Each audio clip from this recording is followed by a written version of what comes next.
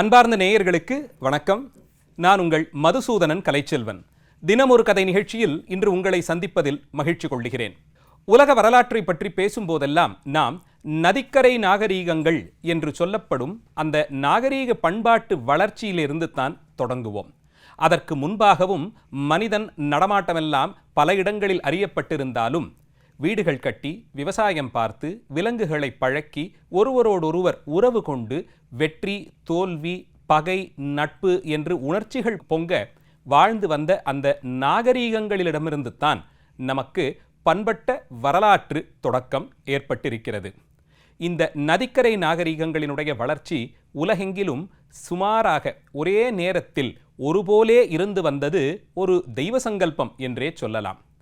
இந்தியாவை பொறுத்தவரையில் சிந்து சமவெளி நாகரீகம் அல்லது சரஸ்வதி நதிக்கரை நாகரீகம் என்று அறியப்படும் அங்கிருந்து தான் இன்றைய இந்திய தேசிய பண்பாட்டு கூறுகள் நமக்கு சரியான முறையில் அடையாளம் காட்டப்பட்டு அதனுடைய தொடர்ச்சி இன்று வரையிலும் இருந்து வர பார்க்கிறோம். அதேபோலே உலக புகழ்பெற்ற எகிப்திய நாகரீகம், மெசபொட்டேமிய நாகரீகம், தென் அமெரிக்க நாகரீகம் என்று இவைகள் எல்லாம் ஏதோ ஒரு நதிக்கரையிலிருந்து தொடங்கித்தான் இதத்தனைக்கும் அடிப்படை காரணமாக ஓடிக்கொண்டிருக்கக்கூடிய அந்த ஜீவ நதிதான் அந்த நாகரீகத்திற்கு பக்கபலமாக இருந்து வந்திருப்பதை பார்க்க முடிகிறது. நீர் அதுதானே மனித வாழ்க்கையின் அடிப்படை ஆதாரம். உணவு இல்லாமல் கூட சில நாட்கள் கழித்து விடலாம். ஆனால் உண்ட உணவு செரிக்க நீரில்லாமல் எந்த ஒரு உணவு வகையும் நமக்கு பசியாத்தாமல் போய்விடும். அதனால் ஜீவநதிகளை நாடித்தான் மனித சமூகங்கள் வளம் பெற்றன. இதே காரணத்தால் தான் நமக்கு நதிகளை தெய்வங்களாகவே பாவித்து வழிபாடு செய்யக்கூடிய மரபும் இன்று வரையில் தொடர்ந்து வர பார்க்கிறோம். கங்கை, யமுனை, கோதாவரி, காவிரி வரையிலுமாக இருக்கக்கூடிய இந்த நதிகளெல்லாம் பெண் தெய்வங்களாகவே பாவிக்கப்பட்டு கங்கையம்மன், காவேரியம்மன் என்ற பெயர்களோடு அம்பிகையாகவே வழிபடப்படுவதும் நம்முடைய நாகரீகத்தின் தனித்துவம். இப்படி பெண் தெய்வங்களாகவே பாவிக்கப்படும் நதிகளுக்கு நடுவே ஜீவ நதியான ஒரு நதி மட்டும் ஆண் தெய்வமாக, பிரம்மனின் புத்திரனாக, பிரம்மனின் பிள்ளையாக அறியப்பட்டு அந்த நதியும் புண்ணிய நதியாக கொண்டாடப்படும் சிறப்பினை பற்றித்தான் இன்றைய நிகழ்ச்சியிலே பார்க்கவிருக்கிறோம். யார்லாங் சோபோ என்று திபெத்திய மொழியிலே அழைக்கப்படும் பிரம்மபுத்திரா நதியை பற்றித்தான் இன்றைய நிகழ்ச்சி நமக்கு அமைந்திருக்கிறது. இறைவனும் இறைவியும் நித்தியம் கோயில் கொண்டு எழுந்தருளியிருக்கும் திருக்கைலாய பர்வதம், அந்த கைலாய பர்வதத்திற்கு நேரெதிரே கண்கள் விரித்து நாம் பார்த்து மகிழக்கூடியதாய் அமைந்திருக்கும் மானசரோவர ஏரிக்கரை. இந்த மானசரோவரம் புராண பிரசித்தம் பெற்றது. அம்பிகை பார்வதியாக மலையரசனுக்கு மகளாக தோன்றியது இந்த ஏரிக்கரையில்தான்.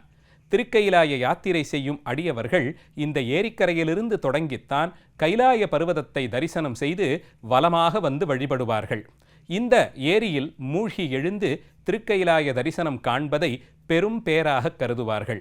அத்தனை புகழ்பெற்றதும் சக்தி வாய்ந்ததும் சிறப்பு பெற்றதுமான மானசரோவர ஏரிக்கரை பகுதிகளிலிருந்து தான் பிரம்மபுத்திரை ஆகிற இந்த நதி புறப்படுகிறது. இந்த நதி, அந்த ஏரிக்கரை இன்றைய திபெத்திய நாட்டில் உள்ளது. திபெத் நாட்டை கடந்து இந்தியாவினுடைய வடகிழக்கு மாநிலங்களாகிற அருணாச்சல பிரதேசம் வழியே உள்ளே நுழைந்து இன்னும் இருக்கக்கூடிய சில மாநிலங்களையும் கடந்து பங்களாதேஷ் நாட்டிற்குள் நுழைந்து அந்த நாட்டை வளம்படுத்தி கொண்டு போய் அது வங்காள விரிகுடாவிலே கலக்கிறது.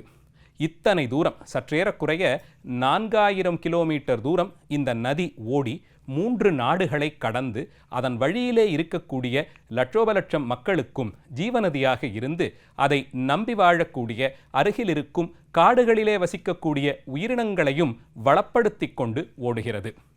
பிரம்மனுக்கு புத்திரராக இந்த நதி அறியப்பட்டதற்கு பின் இருக்கக்கூடிய புராண செய்தி என்ன? மானசரோவர நதிக்கரை எப்போதும் தேவர்களாலும் ரிஷிகளாலும் சூழப்பட்டிருக்கும். இறைவனும் இறைவியும் குடிகொண்டிருக்கக்கூடிய திருக்கைலாயத்தை மானசரோவர நதிக்கரையில் இருந்துத்தான் தரிசனம் செய்து மகிழ்வார்கள். அப்படியான அந்த நதிக்கரையிலே புனித ஆன்மாக்களாக தேவர்களும் ரிஷிகளும் நாள்தோறும் அமர்ந்து சிவசிந்தனையிலே ஈடுபடுவார்கள். படைக்கும் தொழிலை பிரம்மனுக்கு நியமித்த பரம்பொருளான சிவபெருமான் அந்த படைப்பின் இரகசியத்தை பிரம்மன் உணர்ந்து கொள்ள வேண்டும் என்று ஆசைப்பட்டான்.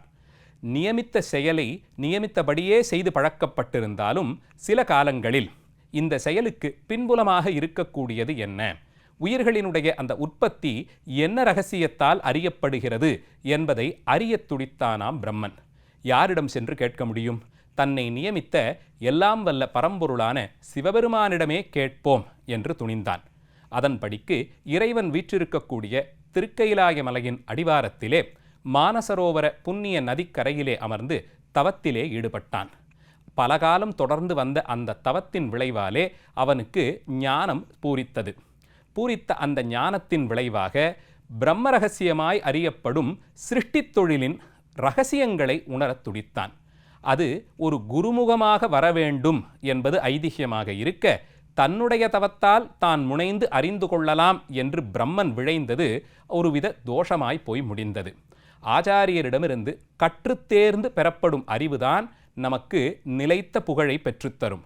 நானே அறிந்து கொள்ளுகிறேன் என்று தொடங்கி நம்முடைய முயற்சியாலே அறிந்து கொள்ளப்பட்ட ஒரு அறிவு அது விழலுக்கிரைத்த நீராய் போய்விடும் என்பது நியதியாக இருந்து வர பல புராணக் கதைகள் மூலம் பார்க்கிறோம். அந்தபடிக்கு இறைவனை வேண்டி அறிந்து கொள்ள வேண்டியதான பிரம்ம ரகசியத்தை நான்முகன் தான் தவத்தின் பலனால் உணர்ந்து விடுகிறேன் என்று முயன்றான்.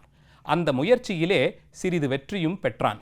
அதன் மூலமாக பரிபூரணமான ஆனந்த நிலையிலே உயிர்களினுடைய பிறப்பை உணர்ந்து கொள்ள முடியும், அதனுடைய இரகசியத்தை உணர முடியும் என்று அறிந்த பிரம்மன் அதன் மூலமாக தானே தன் சிருஷ்டித் தொழிலை செய்வதாக நினைத்து கொண்டு, நன்கு இந்த இடத்திலே நாம் புரிந்து கொள்ள வேண்டியது, திருமாலுக்கும் நான்முகனுக்கும் முறையே காக்கும் தொழிலும் படைக்கும் தொழிலையும் இறைவன் நியமித்தார்.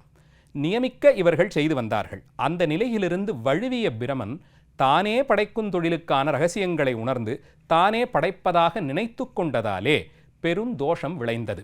அந்த தோஷத்தின் விளைவாக அவன் சிருஷ்டித்ததாய் நினைத்து பெற்ற ஒரு உயிரானது தன்னுடைய தன்மையை இழந்து கைகளில் கொள்ள முடியாதபடிக்கு ஓடி துள்ளி குதித்து திரியத் தொடங்கியது. படைத்த பொருளாய் அறியப்படும் அந்த உயிர் இப்படி தன்னுடைய தன்மையை இழந்து கையில் அடக்க முடியாதபடிக்கு ஓடியும் குதித்தும் துள்ளியும் திரிவதை பார்த்த பிரம்மன் இதை எப்படி நாம் அடக்கி ஆள்வது என்று பார்த்தானாம். படைத்த உயிர்களுக்கு வினையை இறைவன் கூட்டுவிப்பதாலே இன்ன மாதிரியான தாய் தந்தையருக்கு இந்த நாட்டிலே இப்படி பிறந்தோம் என்ற விதியின்படி அந்த பிறப்பு ஏற்படுகிறது. ஆனால் இங்கோ இறைவன் வினையை கூட்டுவிக்காதபடி, அதனுடைய தலையெழுத்தை நியமிக்காமல் ஸ்வயத்தினத்தாலே தானே முயற்சி செய்து தன்முயற்சியாலே விளைந்ததால் அந்த உயிர் வினையல்லாது தான் குதித்தும் துள்ளியும் திரிந்து உருவம் பெறாது அந்த நிலையிலேயே இருக்க பார்த்த பிரம்மன் தான் செய்த தவறை உணர்ந்து கொண்டான். என்ன செய்வதென்று அறியாது பரம்பொருளிடமே சரணமடைந்தான். இறைவா, நீ நியமிக்க நான் செய்து வர வேண்டிய அந்த தொழிலிலே நானே செய்வதாக முயற்சி செய்து அதனால் விளைந்த பயனை அனுபவிக்கிறேன்.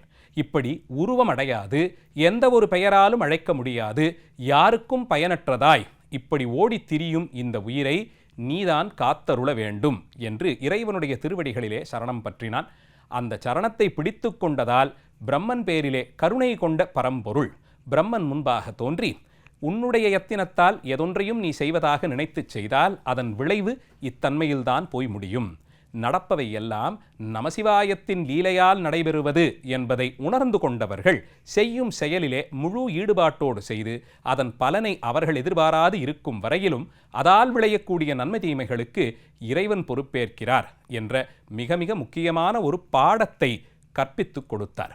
செய்யும் தொழிலிலே நமக்கு இறைவன் கொடுத்த அறிவை கொண்டு செவ்வனே செய்துவிட, அதன் பிறகதால் நடக்கக்கூடிய பலன்களை இறைவன் கூட்டுவித்தபடி என்ற அளவிலே நிறுத்திக் கொள்ளுகிறோம். செய்யும் போதும் கூட திருவருள் துணையாலே செய்கிறோம் என்ற எண்ணத்தோடு செய்யப்படும் செயல்கள் நல்ல நிலையை அடைகின்றன. அதனால் இன்பமோ துன்பமோ நமக்கு விளையாது. தொழிலை செய்து முடித்தோம், அந்த வினையை ஆற்றினோம் என்ற அளவிலே நின்று விடுகிறோம். அப்படி அல்லாது பிரமன் தானே செய்வதாக நினைத்ததால் விளைந்த அந்த பாவத்திலிருந்து தன்னை காத்து கொள்ள திருக்கயிலாய மலை சரிவிலேயே சிவலிங்க பிரதிஷ்டை செய்து சிவபூஜை செய்து வந்தான். அதன் விளைவாக தான் படைத்ததாய் நினைத்து தன்னுள்ளிருந்து உற்பத்தியான அந்த உயிர்த்தன்மையானது நீர் வடிவம் ஏற்று மானசரோவர கரையிலிருந்து அந்த பகுதிகளிலிருந்து தான் குதித்து புறப்பட்டு வர அது வளர்ந்து கொண்டே போய் பலகாது தூரம் நதியாக பிரவாகித்து ஓடிச் சென்று பல மலைகள், பள்ளத்தாக்குகள், காடுகள் இவற்றையெல்லாம் கடந்து கிராமங்கள் நகரங்களை வளப்படுத்தி கொண்டு போய் அதனால் பல ஆயிரம் மக்கள் பல லட்சம் ஜீவன்கள் உய்வு பெறும்படியாக தாகம் தீர்த்தும் பசியாற்றியும் மேன்மை பெறும் விதமாக உயர்ந்த ஒரு நிலையை அடைந்து கடலிலே போய் சங்கமிக்கும்படியாக இறைவன் கூட்டுவித்தார். அப்படி செய்த அந்த லீலையிலே பிரம்மனுடைய மானசீக பிள்ளையாகவே பிறந்ததினாலே பிரம்மனுடைய புத்திரன் என்ற பொருள்பட பிரம்மபுத்ரா என்ற அந்த நதி பெயர் பெற்றதாக அறிகிறோம். பிரம்மபுத்திரா நதிக்கு இப்படி ஒரு குறை இருப்பதை சுட்டிக்காட்டி அதை புனித நதியாக கருதக்கூடாது என்றும் சிலர் சொல்லுவது உண்டு. ஆயினும் இறைவன் வசிக்கக்கூடிய கைலைமலை சரிவிலிருந்து அந்த பகுதிகளிலிருந்து பிரவகித்து வருவதாலே எந்த தோஷமும் அற்றதாய் இறைவனாலேயே நியமிக்கப்பட்டு தான் பிரம்மனுடைய பிள்ளையாக அறியப்படும் நதியை புனித நதியாக கருதுவதிலும் குறையில்லை. திபெத், இந்தியா, பங்களாதேஷ் என்று 3 நாடுகளிலும் வளர்ந்து கொண்டு போய் அந்த நதியானது செல்லும் வழியிலே பல கிளைகளாக பிரிந்தும் பல இடங்களில் ஏனைய நதிகளோடு கலந்தும் தன் தன்மையை பெருக்கியும் குறைத்துமாய் ஓடிப்போய் வங்காள விரிகுடாவிலே கலக்குந்தருவாய் வரையிலும் பல புண்ணிய தலங்களையும் தரிசித்து கொண்டுதான் போகிறது. குறிப்பாக இந்தியாவின் வடகிழக்கு மாநிலங்களிலே இருக்கக்கூடிய பல்வேறு சக்தி பீடங்களும் பிரம்மபுத்திரா நதியை தங்களுடைய க்ஷேத்திரத்திற்கான தீர்த்தமாக கருதுவதை பார்க்க முடிகிறது. அந்த பகுதிகளிலே புனித நீர் சேகரித்து வர வேண்டும் என்றால் பிரம்மபுத்திரையினுடைய நீரைத்தான் சேகரித்து கொண்டு போய் இறைப்பணிக்கு உபயோகப்படுத்திக் கொள்கிறார்கள். வரும் வழியில் வளப்படுத்தி கொண்டு வரக்கூடிய காடுகளும் பெருத்த அளவில் இருப்பதாலே இயற்கை வளத்திற்கு பிரம்மபுத்திரையால் உலக அளவிலே பெரும் நன்மை ஏற்படுவதையும் பார்க்க முடிகிறது. கங்கையோடு கலப்பதாலே பிரம்மபுத்திரை தான் அடைந்த அந்த குறைகளிலிருந்து மீட்டு கொண்டாள் என்றும் அறியப்படுகிறாள்.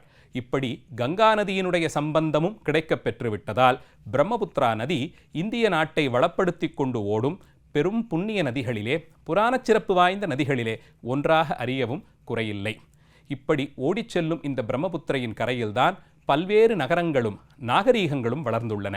குறிப்பாக சொல்ல வேண்டுமென்றால் வடகிழக்கு மாநிலங்களிலே இருக்கக்கூடிய பல்வேறு தொன்மையான குலங்கள், காட்டிலே வசித்து வந்த குலங்கள் பலதும் பிரம்மபுத்திரையைத்தான் தங்களுக்கான ஜீவநதியாக கருதி அவளை வழிபாடு செய்து கொண்டும் வந்திருக்கிறார்கள்.